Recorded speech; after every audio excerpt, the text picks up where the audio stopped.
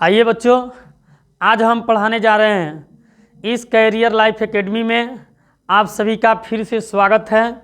आप सब अच्छे होंगे, स्वस्थ होंगे।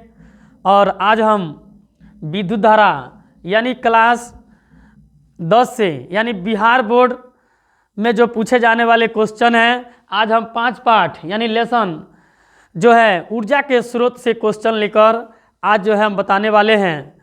और आप लोग पढ़िए। तब तक के लिए देखिए, कहा जाता है जिंदगी में जो आप करना चाहते हैं, जिंदगी में जो आप करना चाहते हैं, तो जिंदगी में जो करना आप चाहते हैं तो वह जरूर करें। जिंदगी में जो करना चाहते हैं वो जरूर करें। ये सच, यह मत सोचो कि लोग क्या कहेंगे। जिंदगी में जो करना चाहते हैं वो जरूर करें। ये मत सोचे कि लोग हमें क्या कहेंगे, क्योंकि लोग तो तब भी कुछ कहते हैं जब आप खुद नहीं करते हैं। जब हम अच्छे भी काम करते हैं तब भी लोग कहते हैं, और जब बुरा भी काम करते हैं तब भी लोग अच्छे ही कहते हैं। आइए, इसके बाद से कहा जाता है किसी लक्ष्य को पाने के लिए हौसला रखना चाहिए। किसी लक्ष्य को पाने के लिए हौसला रखना चाहिए और इस हद तक मेहनत कीजिए कि किस्मत भी बदल दें। इस हद तक मेहनत कीजिए कि किस्मत भी बदल दें। ठीक है। और इस पर ही हम लोग का एक हक होना चाहिए। इस पर हक होना चाहिए। कहा जाता है बच्चों कि अपनी जीवन में यदि कुछ अच्छा करना है तो उसके लिए संघर्ष करना पड़ेगा। आइए हम इस वीडियो में शुरुआत करते हैं ऊर्जा के स्रोत से। ये क्वेश्चन हर विषय में पूछा जाता है, फिजिक्स में पूछा जाता है और आपके एसएसटी जो होता है उसमें भी ऊर्जा के स्रोत से आते हैं। बायोलॉजी से भी ये चैप्टर मिलता जुलता रहता है। तो आइए हम शुरुआत करते हैं क्लास 6 से, यानी क्लास 10 में 6 चैप्टर से लेकर आए हैं ऊर्जा के स्रोत से। हमारा सबसे पहला ऑब्जेक्टिव क्वेश्चन होगा जिसमें 30 VVI क्वेश्चन है और इसी में से ही बिहार बोर्ड में यह क्वेश्चन पूछा जाएगा। आइए हम शुरुआत करते हैं। यहाँ पर देख रहे हैं हमारे स्क्रीन बोर्ड पर क्वेश्चन आ चुका है, जिसमें सबसे पहला क्वेश्चन है यानी निम्न में से कौन बायोगैस ईंधन का स्रोत नहीं है। बच्चों, यहाँ ईंधन का स्रोत नहीं है, तो इसके लिए हम लोग नहीं की बात किया गया है। देख रहे हैं, नहीं। तो इसमें लकड़ी है, गोबर गैस, नाभिकीय ऊर्जा, कोयला। देखिए, हम लोग को यदि बायोगैस चाहिए उसके लिए हमारा जो है बायोगैस लकड़ी भी होता है, गोबर गैस भी होता है, कोयला होता है। नहीं वाला आ गया तो हम लोग का क्या होगा, नहीं वाला ये होता है, बाकी ये सब होता है। इसलिए सही ऑप्शन आपका जो है सी नंबर होगा, क्योंकि यहाँ नहीं की बात किया गया है। ठीक है। चलिए 2 नंबर क्वेश्चन को हम लोग देखते हैं कि हमारा 2 नंबर क्वेश्चन क्या है। समझ रहे हैं ना। तो 2 नंबर क्वेश्चन के लिए हम लोग देखिए, पहला तो बता दिए सी नंबर होगा। आप सभी का कैरियर लाइफ एकेडमी में स्वागत है।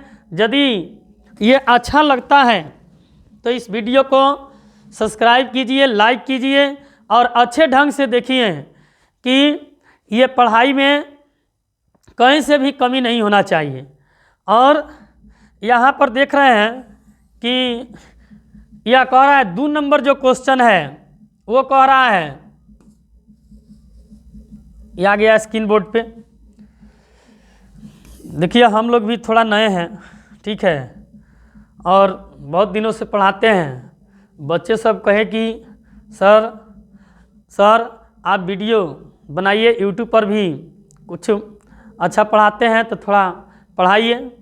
तो हम लोग भी अपना चैनल जो है कैरियर लाइफ एकेडमी बनाए हैं, जिसमें ये क्वेश्चन पढ़ा रहे हैं।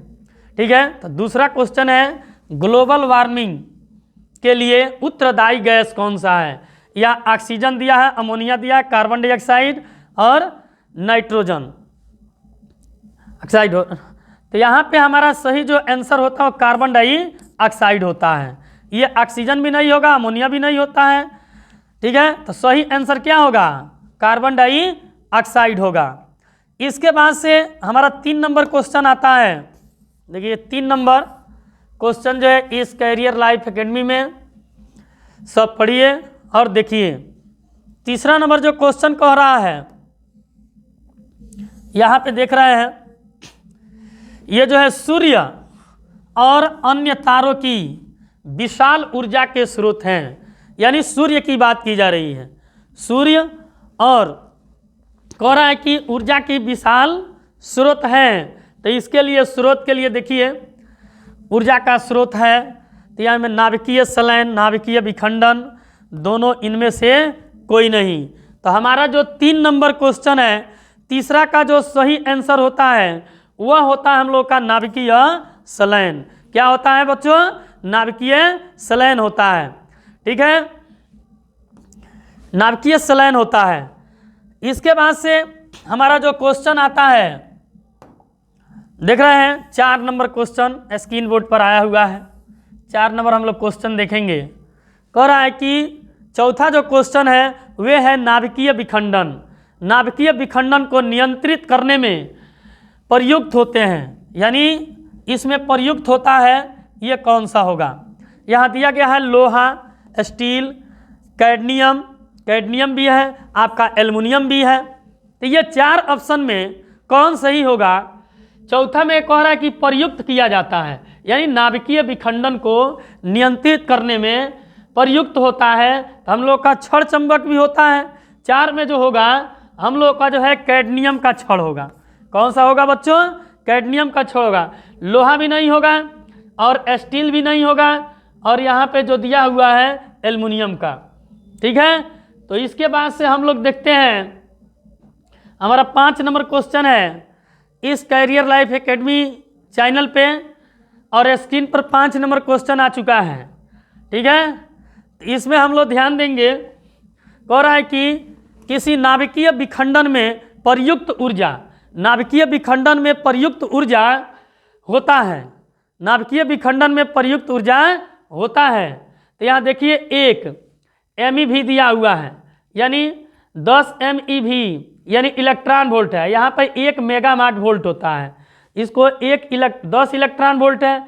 यहाँ 200 मेगावाट इलेक्ट्रॉन वोल्ट है।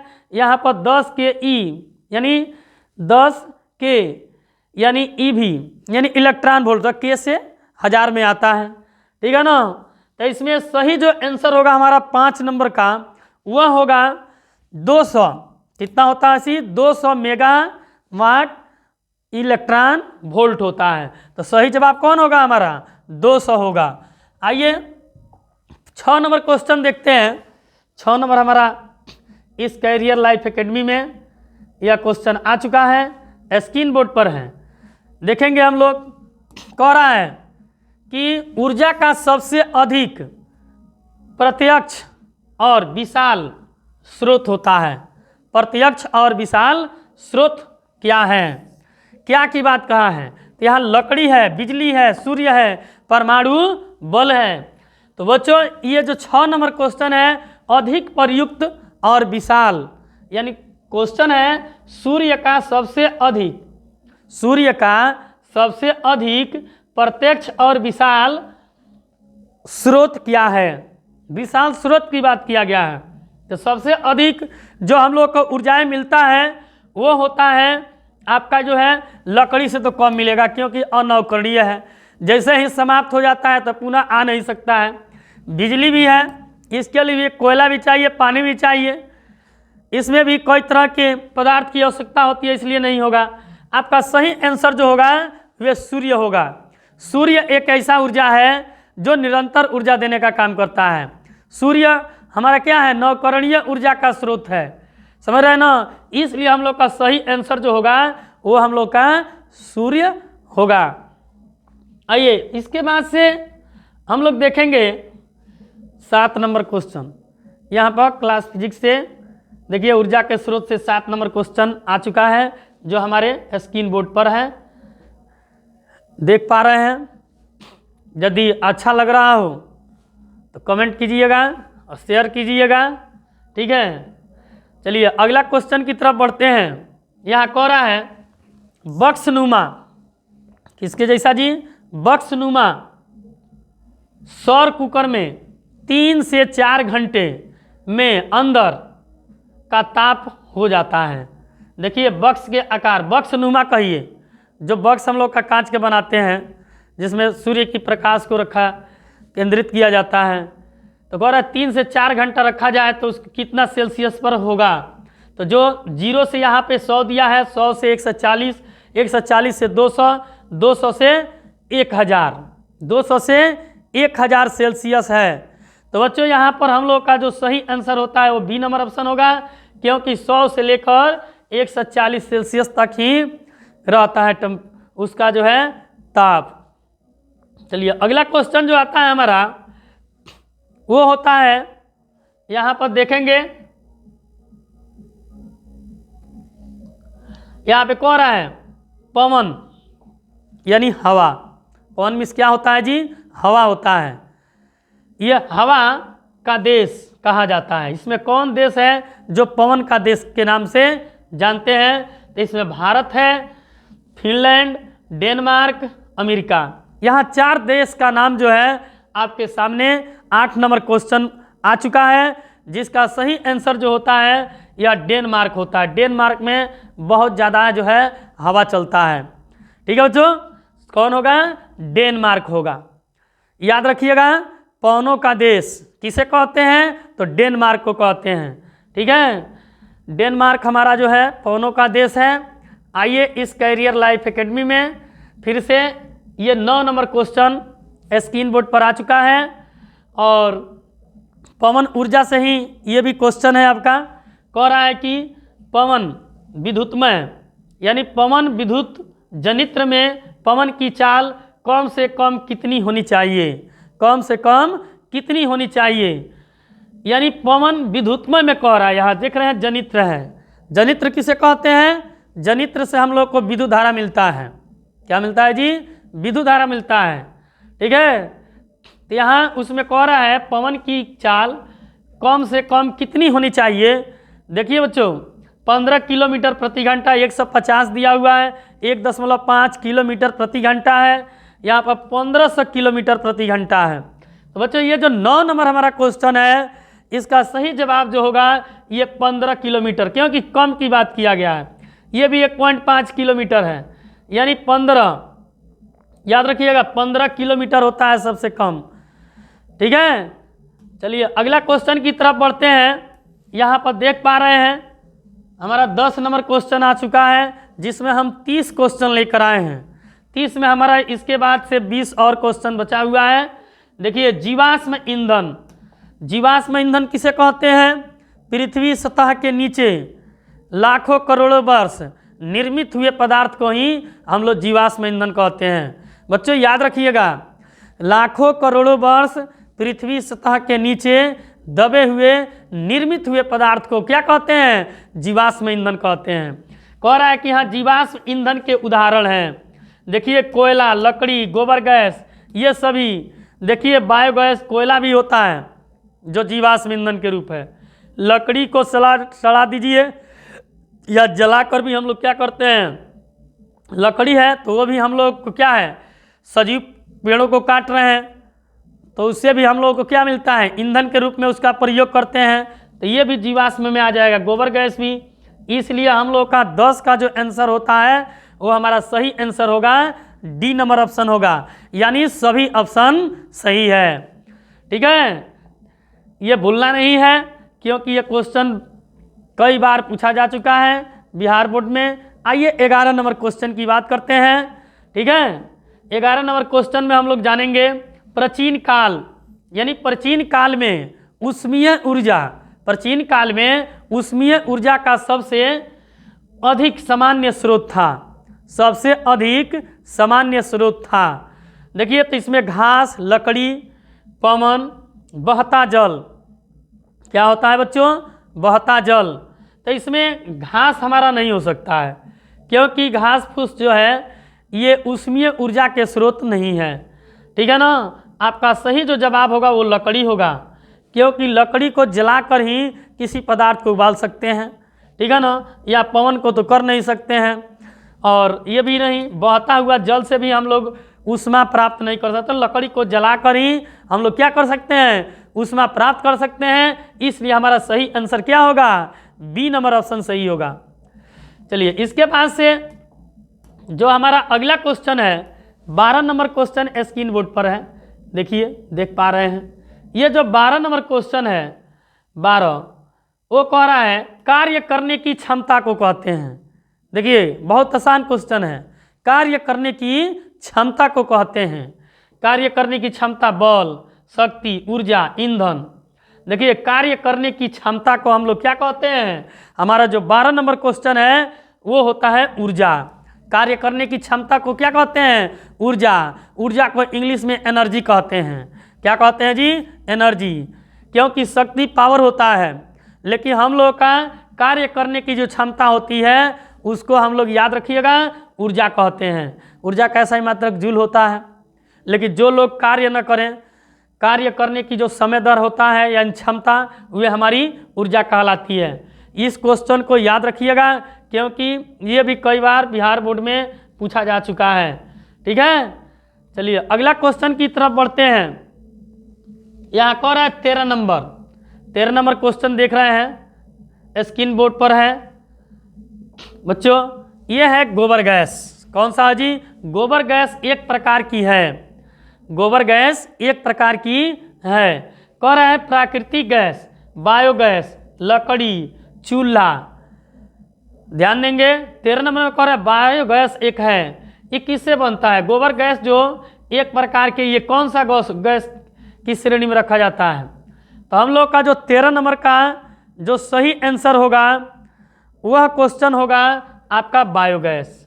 गोबर गैस से हम लोग कौन सा गैस बनाते हैं, बायोगैस। प्राकृतिक गैस न भी नहीं होगा, न लकड़ी हो सकता है और न चूल्हा हो सकता है।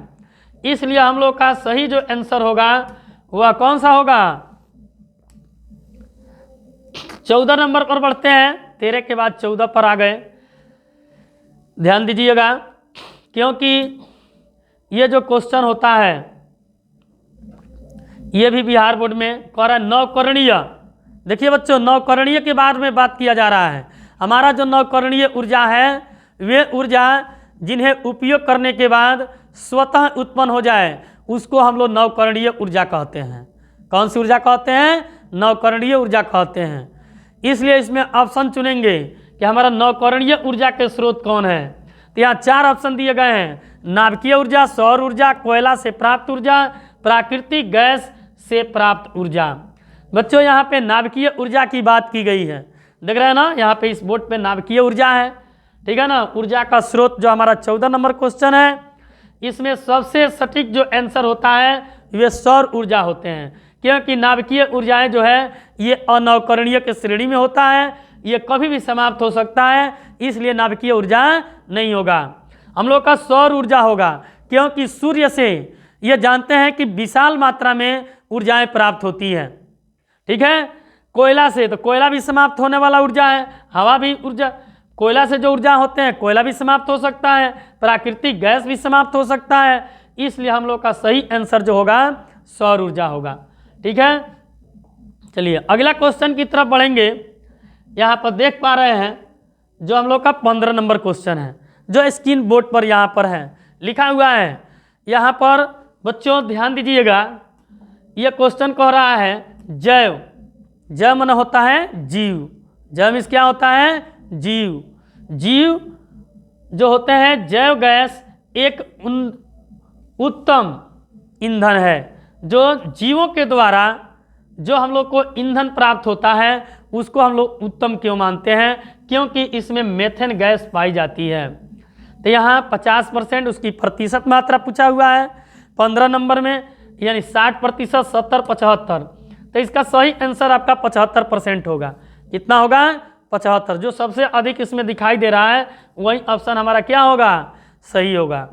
ठीक है, चलिए 16 नंबर। अभी तक हम लोग 50% क्वेश्चन कर चुके हैं, जो जिस PDF को हम पढ़ा रहे हैं और देख पा भी रहे हैं। अच्छे तरह से समझिए और पढ़िए, और हम ये भगवान से कामना करते हैं कि आप अपने जीवन में एक अच्छी ऊंचाइयों तक जाएं। और देखिए ऊंचाइयां पाने के लिए जीवन में बहुत संघर्ष करना पड़ता है बच्चों। तो आइए अब हम 16 नंबर क्वेश्चन के बारे में जानेंगे। 16 नंबर जो हमारा क्वेश्चन है वह है अनवकरणीय। क्या है जी? अनवकरणीय। अनवकरणीय ऊर्जा के बारे में बात करेंगे। अनवकरणीय ऊर्जा किसे कहते हैं? वे ऊर्जा जिन्हें उपयोग करने के बाद स्वतः उत्पन्न नहीं होता है उसको अनवकरणीय ऊर्जा कहते हैं। याद रखिएगा, अनवकरणीय का मतलब होता है वे ऊर्जा जिन्हें उपयोग करने के बाद स्वतः उत्पन्न नहीं हो उसको अनवकरणीय ऊर्जा कहते हैं। ठीक है, तो यहाँ जीवाश्म ईंधन है, सौर ऊर्जा, पवन ऊर्जा, विद्युतमय ऊर्जा। इसमें कौन ऊर्जा है जो उपयोग करने के बाद स्वतः उत्पन्न नहीं हो सकता है? तो बच्चों 16 नंबर का जो हम लोग का है ये जीवाश्म ईंधन सही होगा। बाकी ये तो उत्पन्न हो जाता है इसलिए ये नहीं होगा। सौर ऊर्जा जानते ही ऊर्जा का ये विशाल स्रोत है, और पवन ऊर्जा भी हवा निरंतर मिलते रहना तो ये भी नहीं है, ये भी नवकरणीय है। विद्युत में भी नवकरणीय है क्योंकि जानते हैं जल की मात्रा विश्व में सबसे अधिक है, इसलिए हम लोग का सही जो आंसर होगा वे जीवाश्म ईंधन होगा। ध्यान दीजिएगा। चलिए अगला क्वेश्चन की तरफ बढ़ेंगे। यहाँ पे हमारा 17 नंबर क्वेश्चन आ चुका है स्क्रीन बोर्ड पे, ध्यान दीजिएगा। यहाँ पे पढ़ा रहे हैं, देख पा रहे हैं कि सौर ऊर्जा को विद्युत ऊर्जा में परिवर्तित करती है। सौर ऊर्जा को विद्युत ऊर्जा में परिवर्तित करती है सौर ऊष्मक, सौर कुकर, सौर सेल और यहाँ विद्युतमय मोटर। देखिए सौर ऊर्जा को विद्युत ऊर्जा में परिवर्तित करने वाले यंत्र को हम लोग क्या कहते हैं? ये जो 17 नंबर क्वेश्चन है ये कह रहा नहीं, सॉरी, सौर ऊर्जा को विद्युत ऊर्जा में परिवर्तित, तो ये आपका जो है इसमें सी नंबर ऑप्शन सही होगा, सौर सेल, क्योंकि यहाँ ऊर्जा की बात की गई है। यदि विद्युतमय ऊर्जा में परिवर्तित करती है तो उसको हम लोग सेल कहते हैं। सेल के अंदर देखते हैं एक सौर ऊर्जा होता है, जैसे टॉर्च में मान लिया सूखा हुआ सेल लगाते हैं, रिमोट में लगाते हैं तो क्या करता है? विद्युत जैसा काम करता है, इसलिए वह सौर सेल होता है। चलिए अगला क्वेश्चन की तरफ हम लोग ध्यान देंगे। 18 नंबर क्वेश्चन आ चुका है।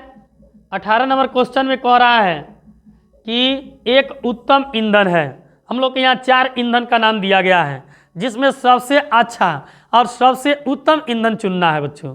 तो कोयला, लकड़ी, पेट्रोलियम है, जैव गैस है। देखिए बच्चों 18 नंबर जो हमारा क्वेश्चन है इसमें सही जो आंसर होता है वो जैव गैस होता है, क्योंकि कोयला भी तो ईंधन है लेकिन कोयला में धुआं निकलता है, कई तरह की अशुद्धियाँ मिली रहती है। यहाँ उत्तम की बात की गई है इसलिए नहीं होगा।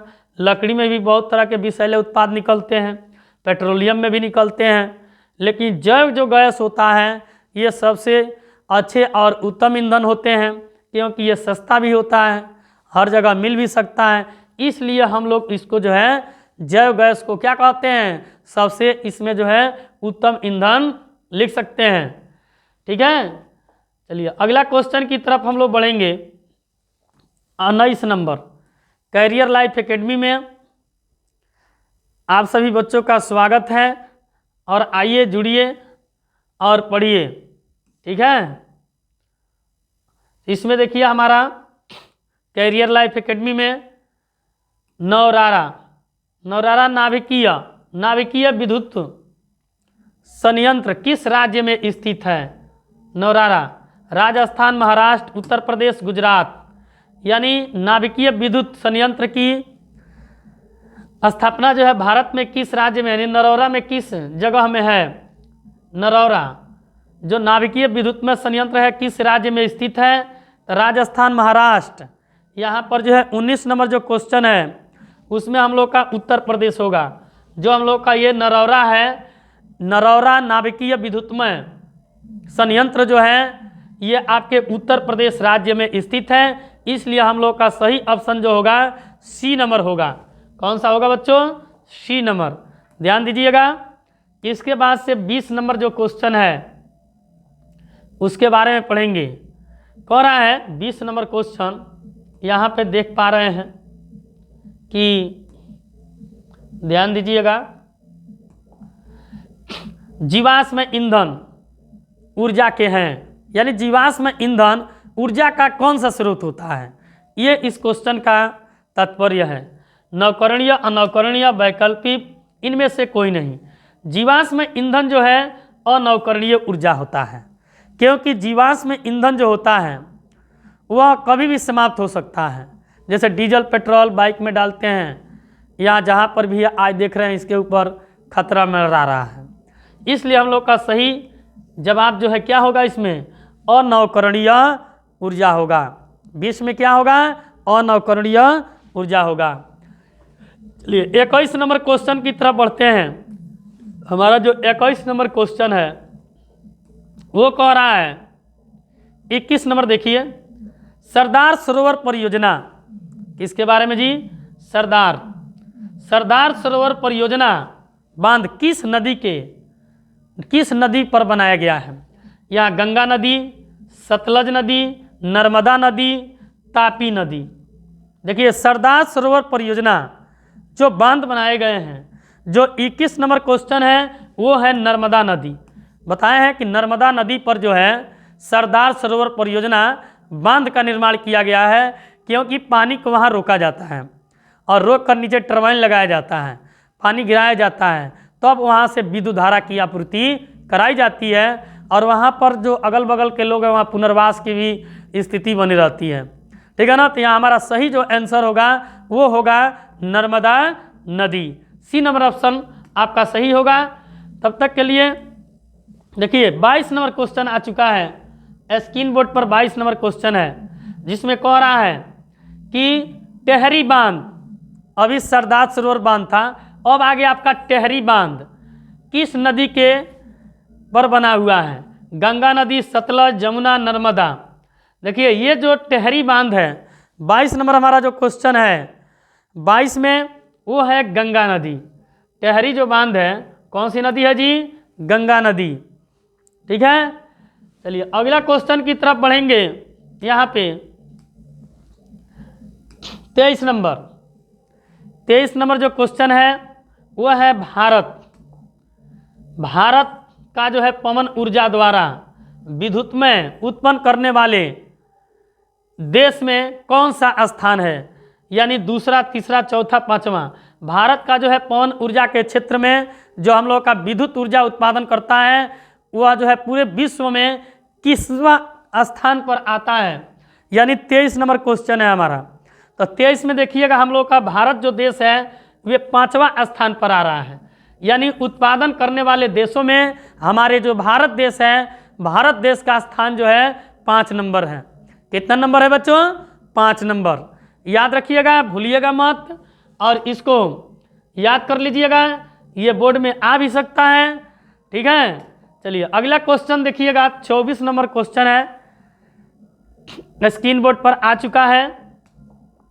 देखिए यहाँ पे सौर सेल बनाने के लिए किसका उपयोग करते हैं, सौर सेल बनाने के लिए किसका उपयोग किया जाता है, लोहा, चांदी, तांबा, सिलिकॉन। देखिए बच्चों यहाँ पर हम लोग सौर सेल बनाने के लिए किसका उपयोग करते हैं, जो हमारा 24 नंबर क्वेश्चन है इसमें हम लोग सिलिकॉन का प्रयोग करते हैं। बहुत पहले से भी पढ़ते हुए भी आ रहे हैं कि हम लोग सिलिकॉन का प्रयोग करते हैं। ठीक है। चलिए 25 नंबर क्वेश्चन की तरफ हम लोग बढ़ेंगे। 25 नंबर जो क्वेश्चन है वह कह रहा है कि बांध के द्वारा स्थापित, किसके द्वारा, बांध के द्वारा स्थापित टरबाइन ज्वारीय ऊर्जा को किस में रूपांतरित करती है, किस में रूपांतरित करती है, पवन ऊर्जा, विद्युत ऊर्जा, स्थैतिज ऊर्जा, दृष्ट ऊर्जा। जो हमारा 25 नंबर क्वेश्चन है 25 में हम लोग का जो है विद्युत ऊर्जा में परिवर्तित करती है। तो सही ऑप्शन आपका बी नंबर होगा। कौन सा ऑप्शन होगा जी, बी नंबर ऑप्शन सही होगा। बच्चों याद रखिएगा, बांध के द्वारा स्थापित टरबाइन ज्वारीय ऊर्जा को किस में परिवर्तित कर रूपांतरित करती है, तो विद्युत ऊर्जा में रूपांतरित करती है। याद रखिएगा। चलिए 26 नंबर क्वेश्चन देखेंगे। यहाँ पे 26 नंबर क्वेश्चन हमारा कह रहा है कि OTEC, देखिए OTEC यह जो है विद्युत संयंत्र केवल तभी प्रचलित होते हैं जब महासागर के पृष्ठक पर जल का ताप और 2 किलोमीटर तक की गहराई पर जल के ताप में अंतर क्या होता है। जब हम लोग यानी 2 किलोमीटर तक की गहराई के ताप पर जल के ताप का अंतर क्या होता है, तो याद दिया 10, 15, 20, 25 सेंटीग्रेड यानी सेल्सियस में तापक्रम दिया गया है।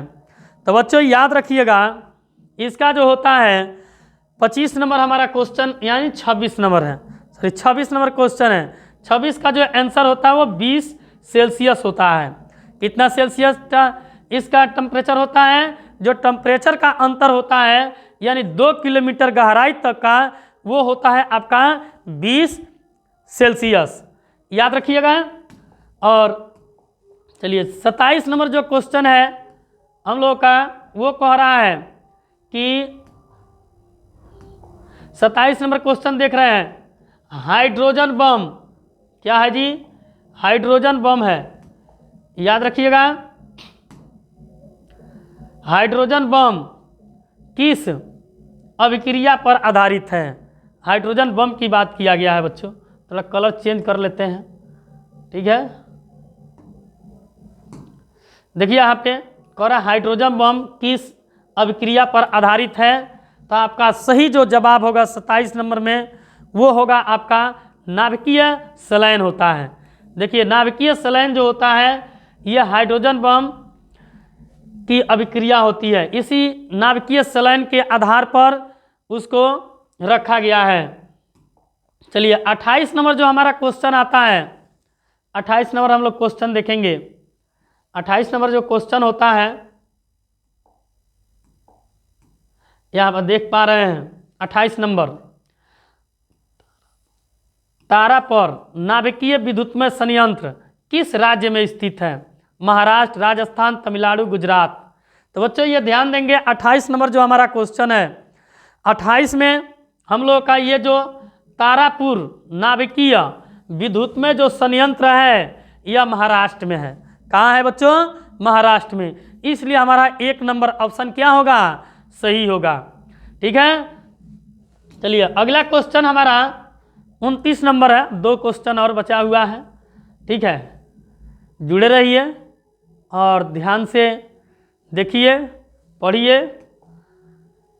चलिए राणा प्रताप आ गए, हमारे देश के राणा प्रताप का नाम भी जानते होंगे, ये भारत के एक बहुत अच्छे नागरिक के तौर पर इनको जाना जाता है। तो ये राणा प्रताप सागर नाभिकीय विद्युतमय संयंत्र किस राज्य में स्थित है, तो यह है गुजरात, तमिलनाडु, महाराष्ट्र, राजस्थान। तो बच्चों 29 नंबर का जो हम लोग का सही जवाब होता है राणा प्रताप, वो होता है राजस्थान। क्या होता है बच्चों, राजस्थान होता है, ठीक है ना। ये जो राणा प्रताप सागर नाभिकीय विद्युतमय संयंत्र जो बनाया गया ये आपका राजस्थान में है, याद रखिएगा। महाराष्ट्र बहुत लोग कर सकते हैं लेकिन वो आंसर नहीं होगा। चलिए अब लास्ट क्वेश्चन को देखेंगे। लास्ट जो हमारा क्वेश्चन है वह है, कह रहा है कलपक्कम नाभिकीय विद्युत संयंत्र किस राज्य में स्थित है। तो यहाँ पर इसका सही जवाब जो होगा तमिलनाडु होगा। क्या होगा बच्चों, तमिलनाडु होगा, ठीक है। यदि ये वीडियो अच्छा लगा है तो आप लोग सब्सक्राइब कीजिए और ध्यान से देखिए।